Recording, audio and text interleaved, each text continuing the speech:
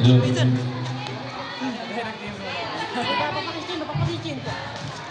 Mahayab.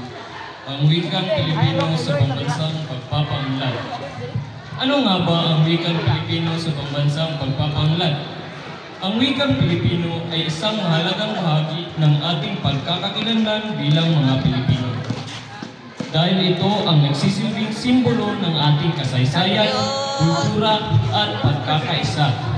Sa pambansang pagpapaunlad, ang wikang Pilipino ay may mahalagang papel na ginagampanan. Una, ang wikang Pilipino ay nagbibigay ng pagkakaisa sa ating bansa. Sa pamamagitan nito, nagkakaintindihan ang mga Pilipino na nanggaling sa iba't ibang rehiyon at kultura.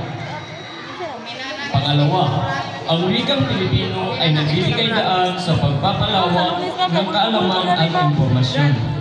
Sa pamamagitan nito, ang mga Pilipino ay nakakapag-access sa mga impormasyon at kaalaman na makakatulong sa kanilang pag-unlad. Pangatlo, ang wikang Pilipino ay nagbibigay ng identidad sa ating bansa. Ito ay sumasalamin sa ating kasaysayan, kultura at tradisyon. Sa huli, ang wikang Pilipino ay isang mahalagang bahagi ng ating pagkakakilanlan at pambansang pagpapaunlad.